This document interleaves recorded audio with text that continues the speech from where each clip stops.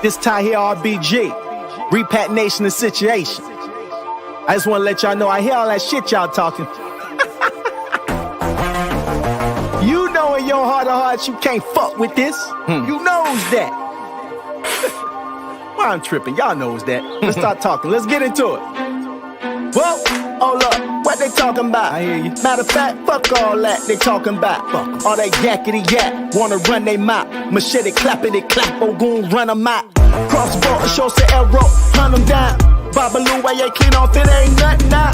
30,000 in the air, my phone still on. Writing rhymes, earphones, with the kill on. Get the skill on, little homie, the real on. EI's getting the chill on, watching me get my meal on. Take a stand in the wreck, get my build on you. You disrespect the whole set and get your still on.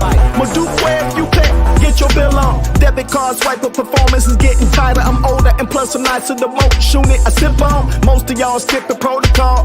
Trip on forces and slip, bust your head. Train of thought wreck, you there, didn't do what your goon said. Now it's cold red, skeptics is begging to get my heel on. Back like I never left, proper like a sweater vest. I'm the ancestors' favorite rapper, Megadeth. That's true. No guitars though, just a hard flow. That's true. Nicest priest on these beats as far as bars go.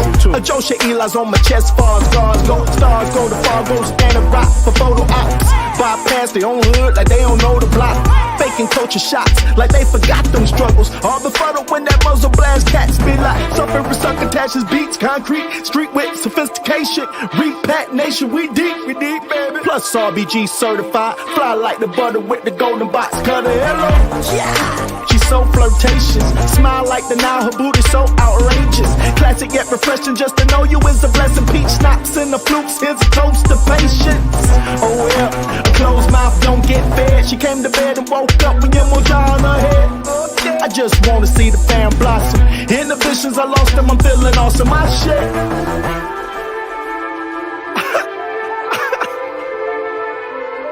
Oh man, Sundiata, I told you they weren't fucking with me, cuz.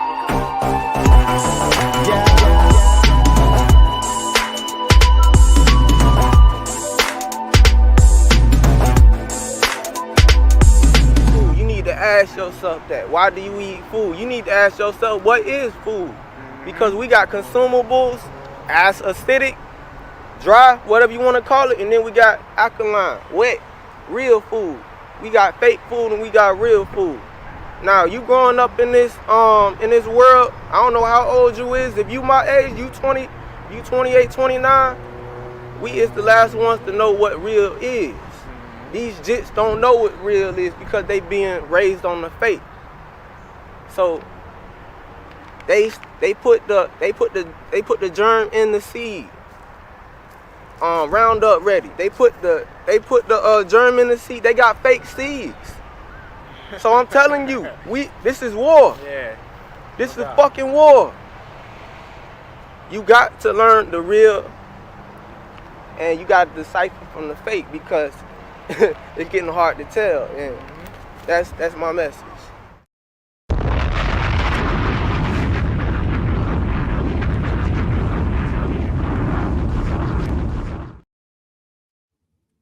All right, peace and blessings. Welcome to another episode of Do Knowledge Radio, place where knowledge is born. This is your host, Knowledge Born Lobby, here with the man, the myth, the legend, the real. That's why I started off with that.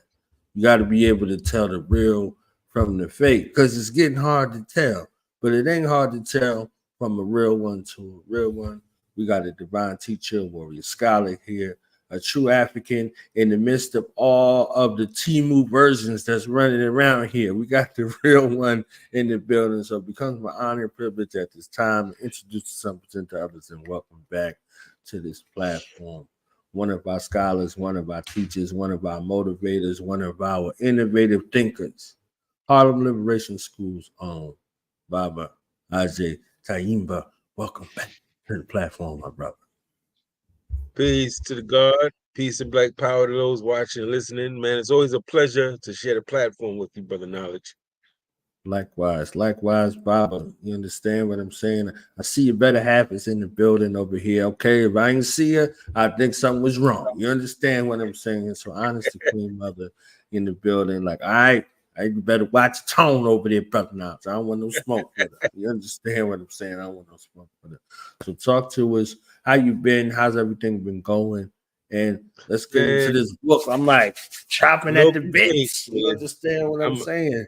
Yes, sir. I'm blessed to be breathing, man. That's my word on that. Every time I wake up, man, I'm thanking the divine for another day. So I'm blessed to be here and have to be in contact with good, sincere people like yourself and many other brothers and sisters around the country that's trying to put this work in, man, for Black liberation. So yeah, doing really good, man.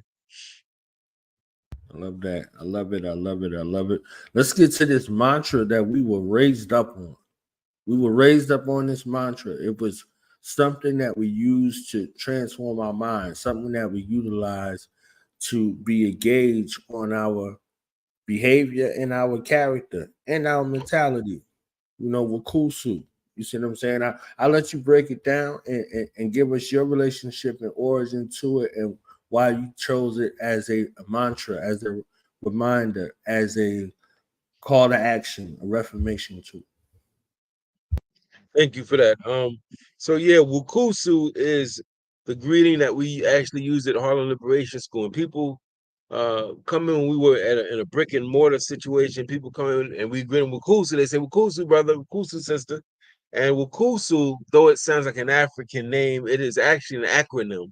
It's made up of Brother Malcolm X's three-part outline, his call to action for Black people, which was, what should we do, Brother Malcolm? Wake up, WU, clean up, CU, and stand up, SU. You put it together, it's Wukusu.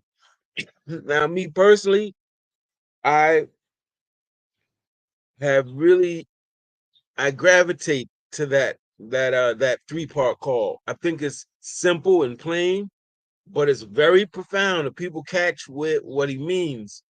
And I look at it as wake up, meaning to develop our consciousness, who we are, where we come from, whose we are, what our mission is on this planet, so to speak.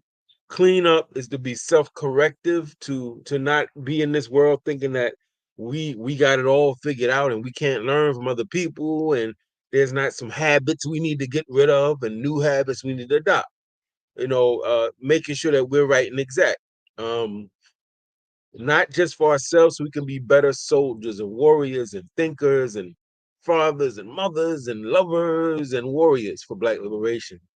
And then, of course, having understood who we are and our connection to the motherland, uh, having tried to look at ourselves and purge ourselves of any foolishness or self-defeating or negative behavior, now we're poised to stand up, which simply means that we join organizations, create organizations, community initiatives, write books, do films, do plays, all types of things to liberate our people. And as you know, Brother Knowledge, we can do that in various ways. Stand up takes on a lot of different expressions. You had in the Black Arts movie, you had people that wrote plays and published books, opened Black publishing houses. And we have people that I do spoken word poetry. You have a lot of people that do spoken word poetry that's very political. So there's many ways to stand up, but that's basically how Malcolm broke it down. So I took that and I put a lot of thought into, okay, Malcolm articulated it. I want to build on that and make it something that we can operationalize for right now. So for individual empowerment, WUCUSU means one thing. But then for our collective empowerment, it's a whole different thing. So I guess in the book for Wake Up, instead of it being necessarily connecting to Africa and that type of thing, which is the political wake up, the self-empowerment wake up is who am I? Like, for real, like, who am I? What are my unique personality traits? What are the things that make me special? What are my gifts? What are my talents? What am I here to do? What's my purpose on this rock? Right? And cleanup is actually looking at our habit. And by the way, what makes this different, this particular book, I think, because I done read hundreds of self-help books and self-empowerment and personal transformation that the white boys wrote. And that's not knocking them, because some of them are enlightened people. Some of them have deep wisdom and knowledge. I got to give them that respect, some of them. But they all tend to be focused only on self. You know, in our tradition, in our village, we don't see ourselves as divorced from community. So, people would introduce, when they would say, who is Agyei? Oh, that's the son of George and Adrian. They that's the way Africans looked at it. It wasn't just you were always seen a relationship to community. So in my book, I'm very clear that when we talk here about self-empowerment, this ain't just so you can go get a yacht and play golf with your boys. This is so that you can be your highest self. You can have the knowledge, the skill set, the thinking, the mentality, and the character to be your best for your family, for your mate, for your village, for the larger community, and for our Black liberation movement. So that WUCUSU, which is interesting, man. In the wake up part, for instance, there's an activity where people have to, I'm going to suggest they take these personality tests, certain personality tests. I send them to certain websites to find out more about themselves. But the real key part is to get their loved ones involved. So they have a survey, a questionnaire they got to take to their closest friends and people that know them very well, their family members, in which they ask the family members, what do you like about this person? How empathetic is this person? Is this person combative, argumentative? Is this person helpful? Does this person help around the house? Is this a person you trust? Is this so? Because me and you could say whatever we want about ourselves, but we need to know, what does the community think? What does our personal community think about us? Because sometimes we have blind spots, as my queen would say, we all have blind spots, and we need our mates and our children, even if they're old enough to comprehend what we're talking about, particularly in their 20s and this and that, 30s, ask them, what do you think? Because they're gonna say some things that you and I might conveniently leave out or ignore. You know how that go. So I think in that way it's unique. The cleanup part is talking about, hey, all that toxicity, man. So we have a chapter about toxic thinking, for instance, and we talk about what it is, what causes it. We get into Amos Wilson. We get into the regular definition of what makes it, what causes a person to be toxic. But then we add on to that, because we're Africans, new Africans, we have to also figure in the 400-something year campaign of anti-Black propaganda.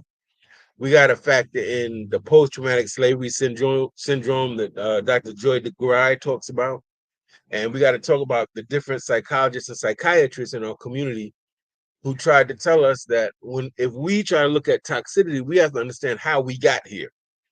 And how we got here wasn't the normal way that many other people, the normal toxicity that we see. We got toxic because we were bitten by a white supremacist wolf, and we got rabies from that wolf. And we need to all be clear on that. So that means that unless you come from another planet as a Black person, chances are you got some toxicity. There's some stuff in you that you got to look at, reckon with, and get rid of. So, for instance, this very low self-esteem, we are prone to have that in large numbers because of our enslavement experience and the experience of white supremacy, more so than the average person would. Anger issues, not being able to deal with our anger properly, thinking that we can't disagree without wanting to slice somebody or hurt them, or verbally or otherwise. Even things like how we discipline. I see. I read the Hosea. I don't read Medu Netta, but I did read the Hosea by Dr. Karenga, and I read quite a few things by Ashra Kwesi and some different people. And nowhere on those or Kemetic temples or school walls do I see any mention of beating kids anywhere. What we taught was, we teach knowledge and we teach wisdom. We teach kids to appreciate beauty, truth, and justice, and appreciate their family. And we teach them the law of cause and effect. Don't do that because I'm telling you do it. Do that because if you do that, you comply with universal law. And when you comply with universal law or nature, things work out well. When you don't, when you looking selfishly, self-absorbedly, in a stingy way, trying to get over type of way, you get hurt and you hurt others.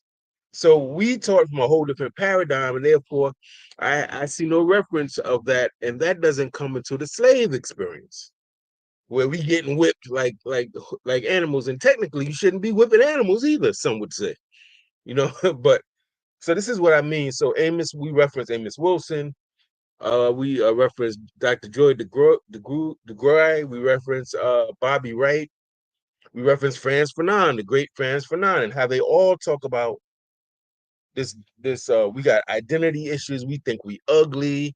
Even those of us that's 50s, 60s, 70s won't admit it, but many of us still got them issues. You know, issues of complexion. The you so black, that joking we used to do, and didn't realize that in a way that's a form of self-hatred, right?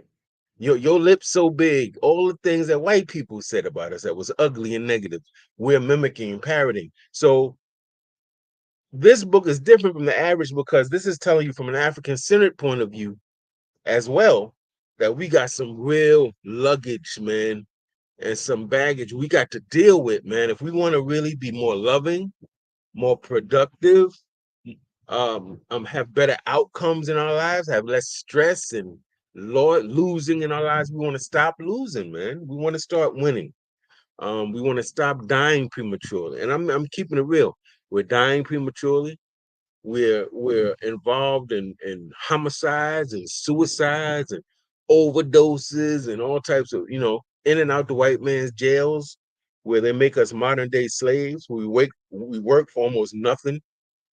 It's ridiculous. Criminal bond, that bail bond system is criminal. There's a whole documentary on that. That whole 13th Amendment is criminal and needs to be abolished. So, as Amos Wilson said, when for white supremacy to work, we must be backwards. For it couldn't work if we're in our right mind. Creditors could not get rich off of us if we were financially literate. Prisons couldn't have pack us in there if we wasn't selling their dope and taking out our anger or self-hatred on each other through violence and all this other stuff. If we had the knowledge and skills to run business and do the things we need to do. So therefore, in order for their system to work, we must be backwards. We must be overly hostile and combative. We must be make impulsive decisions. Don't think things through. How will this, if I do this, how will this affect me? How will this affect my next generation? How will my ancestors look at me? Will they look at me with honor? Will they look at me with shame? And I don't know about you, Brother Knowledge, but something I've been thinking a lot about lately is that when my time for transition comes, and that can come any day and any time, we have no call on that. I at least want to be able to say, I want to be able to look my ancestors, to walk with my head up and my shoulders back, and they say, "Well done, my son." I do not want to go to the next realm and people like, "Man, you shameful. You shamed us, man. You whack. Get out of here." you you can't come over to this side. I wouldn't be able to. That would be rough. So the book is, and I should say, although I'm trained in Africana studies and to be a scholar and da da da, and then I'm a nationalist and Pan-Africanist, I try not to hit people over the head. In other words, I try to, if I'm a 5%, I'm trying to hit the 85%. The 85%, as we know, are what? Poison animal eaters. Pray to a God that know not what. Hard to lead in the right direction, easy to lead in the wrong direction, right? So that means that we got to approach them a certain way. You hit them with too much stuff at once, it turns people off. So I try to take the Malcolmian approach, Brother Malcolm. Brother Malcolm used parables, he used stories, he kept the language very direct. The coffee and cream analogy, everybody knows that. The house Negro, the field Negro. And saying that just because you was born in America don't make you American. He says a cat can have kittens in the oven, but that don't make them biscuits. He says, he uses language we can all relate to. He didn't get into, oh, you got to know Swahili, you got to wear that. He didn't get to that. He got it real basic, hit him real basic. And because people like him was able to hit us and make it plain, now we could take what he said to all these deeper levels. We need to have a language of our own. But it starts with the foundation. And Malcolm didn't write in no scholarly way. Malcolm didn't hit you over the head with a lot of terms. But when you left them, either if you left him live, you heard him live, from what I understand, and if you left his speech, his recorded speeches or writings, you left different, because it hit you a certain way, because he understood the power of how to communicate. And that's what I don't want people to think that every book that's useful for us has to be full of Swahili and all African references, because if that's what you're looking for, you're gonna miss a lot of beauty. A lot of the truth ain't gonna come in that form. It's gonna come in the knowledge and information we need. And that's what, with this book, it comes from years of teaching, brother, in the poorest U.S. congressional district in the country, which was in the South Bronx. For many years, it comes from what I grew up with, and what I had to deal with as an only child, had to survive in Harlem, using my wits and have to use these occasionally, and all that stuff. It's all that life experience. It's my formal education. It's my informal education from the old heads, the elders, the pastor, the barbershop owner, the black bookstore owners, the black book vendors on 125th, First World Alliance, Liberation Bookstore. All of that is spilling out in this book, because all those people were wise, and they wanted me and other young people at the time to be empowered. And the idea of empowerment was, you got knowledge of self, you know who you are, your name and address, who you are and where you come from. First thing they ask a kid when you lost, well, what's your name? Where do you live? Your name and address. You don't know those two, you're like Dorothy in the Wizard of Oz, you lost. And you can't get home. Our elders back then wanted you to be empowered. To them, that meant that you understood that you were an African, a new African, you had a connection to Africa, you're a descendant of Africa, that you had respect for Africa, that you did not look down on Africa, you did not think Africa was primitive or stinky or unintelligent, but you knew that Africa is the source of humanity and civilization.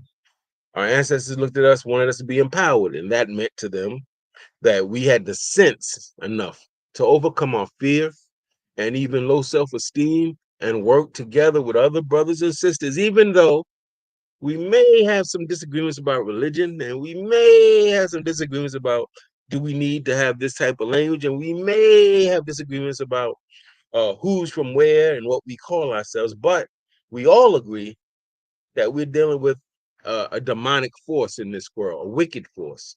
We might say a Trump-like force, and that we need to organize and defeat that force. And then when we do that, then we can have the little micro arguments about, should we call ourselves Black or African or New African or whatever, right? That's what they saw when they said empowerment. That's what they meant. And I remember having conversations with a lot of elders, and it's like, why are they taking all this time with me? Like, I felt like, wow, and now you get it, because they knew that if they didn't share certain information with the younger generation, our race would be doomed. There's this X-Clan line, man. It haunts me. It haunts me, man. Every day I think of it. He says, I see children of originals doomed to lose. Teachers and preachers remain confused. And that's like, wow, damn, you saying you see children of the original man and woman of this planet doomed to lose, means they're definitely going to lose? That's a scary thought, brother. So with my work, I think that I don't want no children of originals losing. And I want us to start saying, yo, when we wasting our money, our food, our ammunition, our intelligence, we're losing. And we got to get to the point where we say, I don't like losing. Nobody's supposed to like losing. Now, yes, you can learn You can learn lessons from losing, but you're not supposed to wake up like, I want to lose today, right? And they kind of convinced us that our place in life is to lose and be cool with it. And we see all these other ethnic groups coming up here, not better than us, not smarter than us, don't have as long a history as us, haven't contributed as much to this country as us or the world, with no disrespect to other groups. And we see them thriving, and we supposed to be like, yo, what's up with that? Not to hate on them, but to say, wait a minute, they're not better than us. Why can't we do this? And it reminds me, I'll end on this note, it reminds me of when I was an undergrad and I was a president of the Black Student Union. I was doing all this stuff. I was in the community and I really wasn't going to class like I should have. I got caught with the political. And I was in a program called HEOP. And the administrator was a beautiful Black woman, an angel on earth, man. She looked out for us like we were her own. She called me to she said, let me ask you a question. I looked at your grades. She's like, are you cool with people who are not smarter than you or better than you or more talented than you, outdoing you? Are you good with that? And the way she asked me that, brother Knowledge, man, it pierced me, man. And I had to sit there and be like, no. She said, so do something about it. You cannot, your grades are a reflection of you. It's a reflection of your performance. It's a reflection of your mother and father. It's a reflection of your ancestors. Don't believe this hype that, well, grades don't mean nothing. No, it does in a sense. It means it's supposed to be a reflection of who you are and who you're trying to be, who you aspire to be. Man, after she told me that, I was on fire. And this is the question this book is asking. Like, new Africans, are you cool dying young? Are you cool being drunk? Are you cool killing your brain cells? Are you cool dying of overdose? Are you cool hating on the next man and woman because they doing well? Like, have you embraced losing as your archetype? Is that what you see as your lot in life? And if that is how you see it, then you are wrong. We have the ability. I don't give a damn what trauma you've been through. And I'm not making light of anyone's trauma because some of us have been through some serious trauma. I hear stories, I'm like, whoa. But regardless of what trauma you went through, what your mother or father did for a living, if they was in the street, regardless of all that, your religion and you came from Jamaica and you came from Nigeria, regardless of all that, if we get the proper knowledge and we commit to saying, I want to be the best person I could be for my mama, for grandma, for auntie, for the people who raised me, who saw beauty and value in me when I didn't see it in myself. We can change this. We can change it around. But I can tell you, we better do it quick the knowledge, because we're getting to a point of no return if we don't move with urgency. So my book, man, is my response to say, I can hit you with the African history. I can hit you with the African American context from, because I teach that in grade school. I teach, 1619, the settling of America and all that, all the way up to now. But right now, what I'm seeing as being emergency for survival and to help us thrive is we got to change this and this. Because none of that stuff means, like, if people believe that they're put here to fail, that they are destined to fail, to die early, to be a nothing muffin, which means you're useless, means you do nothing, you offer nothing to the community, a nothing muffin, then that's what you'll be. And it seems to me that we have plenty of evidence in the news that our people, we rocking gymnastics as I speak. We running that as I speak. We running track as I speak. We're running all that. And just as we do in sports and entertainment, I want our kids and the young people to know, listen, we can run everything like that. Straight like that. But we got to put commitment. Simone Biles, she don't get up when she want to, sleep in till 6 p.m. and then maybe I'll go to the gym for 20 minutes. She's up early. She's running, she's lifting, she's doing exercise, she's flipping and practicing. We see the outcome, but don't see what all the work people did to get that outcome. And that goes from Jay-Z to Simone Biles, to anybody that we see as successful. The book is, so I know it's coming from a different angle. People probably expecting me to do something really political, but I feel like when you know who you are and whose you are, and people can insult you all day and you don't give a damn because you know that's not who you are, and you can see people could tell you you're a loser and you don't care because you're doing what it takes to win. That is completely political. That means that our organizations, we ain't gonna have people go run into the white man snitching on what's going on in the organization because they got integrity. They're not gonna do that for money. They're not gonna do that for anything, even if they got a crime held over them. They have integrity. They say, I'm not gonna do that to my brother or sister. Because if I do that to my community, I'm doing that to myself, my ancestors. I'm nothing if I do that. You see? So when you look at all the history and where we selling out on each other and snitching and killing each other for money and all this craziness, we gotta ask what type of void in this could be in a person that would allow them to do some of the things we do to each other, or allow some of those things to be done to people we know and do nothing. We come from a people where if a cop comes and he throwing a 16-year-old sister around like a washcloth and slamming her on the lawn, and there's a crowd of Africans there, we come from a situation where we gonna beat that cop's ass. And whoever go to jail or get shot, that's what happened. We don't come from a generation where we like this. Ooh, let me film it. Nah, see, so that's what I'm saying. Like, and the political stuff that I write, it's not hitting people. It's hitting them in a different way, but we gotta hit them here, brother. We gotta hit them like, yo, aren't you tired of losing to people who come from Neanderthals? Come on, man. Let's keep it real. Come on, man.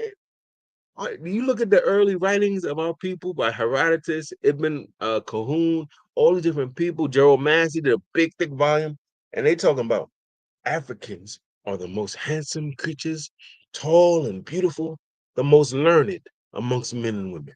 That's how people used to talk about us. And then once they tried to colonize us, they changed the narrative. Then we were stupid and hyper-violent and hypersexual. But the ancient history ain't lying.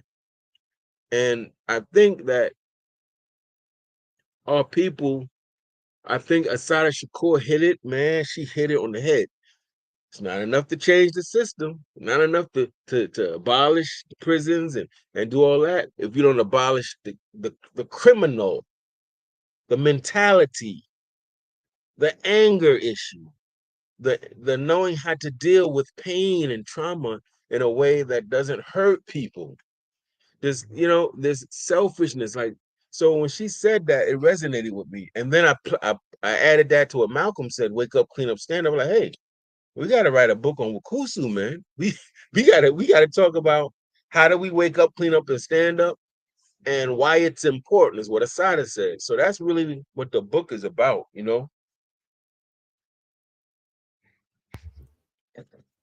So what's the timeline of the release? Where can people pre-order? I know you got something up your sleeve. You always got something up your sleeve in regards. I'm trying to be like you, brother. I'm trying to be a wise black man like you, man. So yeah, man. Tell us about it. Tell us what's going on. Okay, August 9th. August 9th. All right. August 9th is the pre-launch. So it'll drop on August 9th through Amazon first, then eventually it'll be wherever books are sold. But from August 9th to August 16th, the book will be discounted at $13.99. On Marcus Garvey's birthday, August 17th, is the official release date, and the book will be at its regular price, $19.99. So people get it in that from the 9th to the 16th, they saving about $6. And eventually I'm gonna have it in a ebook form as well. Yep. So yeah, that's like what, 4 days from now? Yeah, 4 days from now. Be ready to go. And I'm hoping that people go out and support it. And I'm hoping, the brother knowledge, that people don't get into this. Oh, I know that. We good for that. We good for that. Mm-hmm. And the people who say they know what the ladders is usually people that need it the most. Right. We used to do our political education at Harlem Liberation School, and I had a few people would be like, "Agyei, we love the political education course. This is hot. How you bring the different people in. Sometimes I run them, other people run them really good. But do you have an advanced one?" And then I would say to these people, knowing them personally, I would say, with no disrespect, there is not a need for an advanced one yet, because we haven't gotten this foundational stuff down yet. It's only when you master the foundational stuff you move, right? You don't go from second grade to grad school. That don't happen. You got to master it. And I don't know, some people took that well, but we tend to overestimate what we know. Sorry, my brother, I'm outside for the noise. It's all And good. It's that's a all good. critical mistake. If anything, underestimate what you know, because that'll make you work harder to study. Never overestimate what you know. Always assume there's stuff you haven't covered.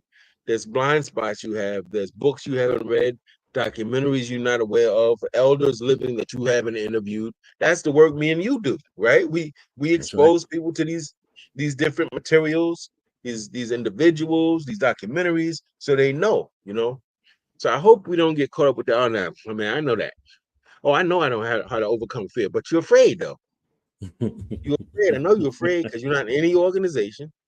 You're Right. not challenging nothing. You're grumbling about it. You're upset, but you ain't doing nothing about it. So I really hope that this book connects with people in a real way. It's kind of like the adult version in a way. I did a book called Truth for Our Youth, and that was kind of like a youth self-empowerment book. This is kind of more of the for those of us who are older.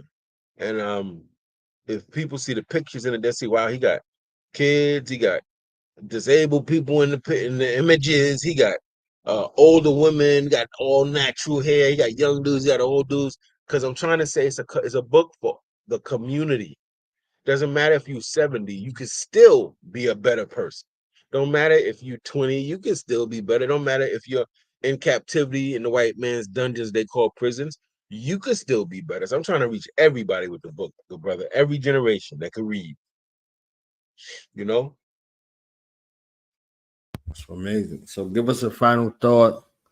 Tell us about Harlem Liberation School. Tell us some of the things you got coming up. What's your timeline looking like? And how people can book you, because you're bookable, okay? And we need our barber to be busy. I need him to have a waiting list. Like, hey, I have to get to you next year. You understand what I'm saying? So let's empower Word, that'd be beautiful. our scholars, and empower our thought leaders, because folks are going off emotionalization. And one of the greatest emotional mechanisms that are being used is fear. Well, what about this? What about this person? What about this? All of that. You see what I'm saying? When you're not thinking, your being can be affected based off of how you're being led in regards to how you feel. Because people aren't telling you what they think, Baba. They just tell you, hey, well, Baba, I feel as though, I feel as such, and you're not thinking in those spaces. You're not thinking. You're reacting based off of stimuli that's presented versus the actuality of your thought process. So our thought leaders, those who can be able to challenge our delusion, challenge our fear templates, and make us think beyond our circumstances and think long term. So we need to For the support knowledge, I'm going to answer your question. I just want to build real quickly off what you said.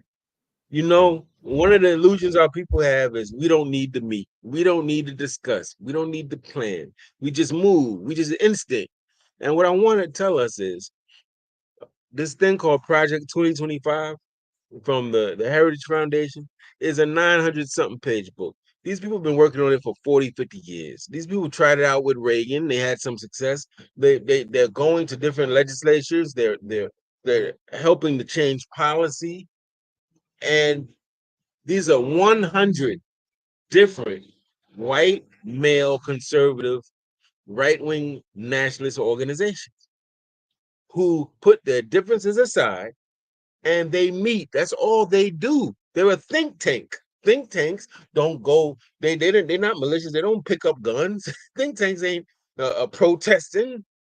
Think tanks go to meetings in nice rooms, may have suits on, and they discuss ideas, and they take those ideas, do the research, and they take those ideas to the activists, to the legislatures. We need think tanks that do the same. Now, in terms of booking me, the best thing I would say, Brother Knowledge, I have a link tree. If people go to my link tree, they type my name in under link tree. It has all the different ways to reach me. It has the book website, my general website, Harlem Liberation School. But that's the best way, because now I kind of pivoted from being a classroom teacher for many years to becoming what I call an empowerment coach. Empowerment coaches ain't necessarily trying to teach you to be a leader, not necessarily trying to make you a better student. They're trying to empower you. So however you need to be empowered, you come to that empowerment coach, me hopefully, and we, based on what you're telling me and what your needs are, I will walk you through a process over time where you will absolutely see great improvement. If it's in your studies, if it's as an athlete, you lack commitment, you lack drive, I can help you with those things. So I would say look me up on Linktree and type my name in Google and Linktree, and you'll be able to reach me in that way. And subscribe to Harlem Liberation School. We're doing got big things coming up. We're talking to Bomani Shakur tomorrow night at 7 p.m. He's going to be breaking down what Black August is. We're going to have a lot of things. We got an awards thing coming up, family. Big things are coming up. So try to stay in the loop. Subscribe, man, to the channel. Brothers like me, Brother Knowledge Born, we need to be able to not have any type of other job but working for our people, period. And when you support initiatives like our books and our documentaries and our YouTube channels, you're putting us in a position to be able to do that work. You can't say, man, I wish we had leaders that work for us 24/7, and you don't support them. Right? So you can't have it both ways. If that's what you want, you gotta support it. So not just support me, support our brother here. Brother Knowledge Born got all types of stuff going on. You know, he got some crowdfunding things going on. Support him. Donate to the channel, to him. You know, support, ask him what he needs, how you could be helpful. That's what this book is about. 2 words: be useful and fruitful. How can I be useful and fruitful for my family and for the community? That doesn't mean you always get around.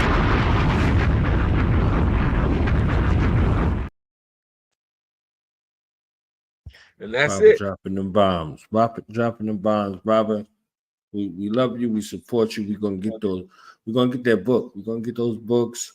I'm gonna get a few copies myself so we could do a giveaway over here. You understand what I'm saying? So some people that are listening and they're tuning in and they've been supporting and they need some reminder of self-empowerment in a practical sense. That's gonna be a gift to them. So stay tuned. We appreciate you. Thank you for your time. Honest to you and your queen and your family. I know you got a lot going on right at this moment. You see what I'm saying? You're multitasking. So we're going to sign off and continue to be great. Wake up, clean up, stand up. Peace and Black Power, family. We got this. If we commit to doing the work, there's nothing we can't do. Peace. Malcolm brother. X said, we need to wake up, clean up, and stand up. Assata Shakur wrote, it's not enough just to change the system. We need to change ourselves. Educator, author, activist, and empowerment coach Agyei Tyehimba took these 2 principles and used them to write his new book, WUCUSU. This book is a tool anyone seeking to become empowered can utilize to become a community asset rather than a community liability. WUCUSU will help you develop the character, thinking, and behavior necessary to rescue and liberate our individual and collective village. Featuring straightforward information and beautiful reaffirming images, this book, combined with your practical application of its principles, will help you to transform yourself and transform our people. Starting on August 9th, 2024, go get your discounted copy of WUCUSU, an Empowerment Handbook by Agyei Tyehimba. starting on August 9th, 2024. Go to Amazon and get your copy.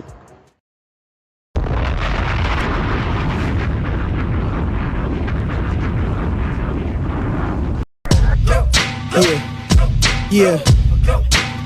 Now we gonna tell them. That in front. We tell them like this, yo. I'm an African. I'm a African. I'm an African. I'm a African. Yeah, y'all like that? No more. This man's mind is open. I'm an African. I'm a African. I'm an African. I'm a. Let's get And back that to motive the is best developed by recognizing the common enemy.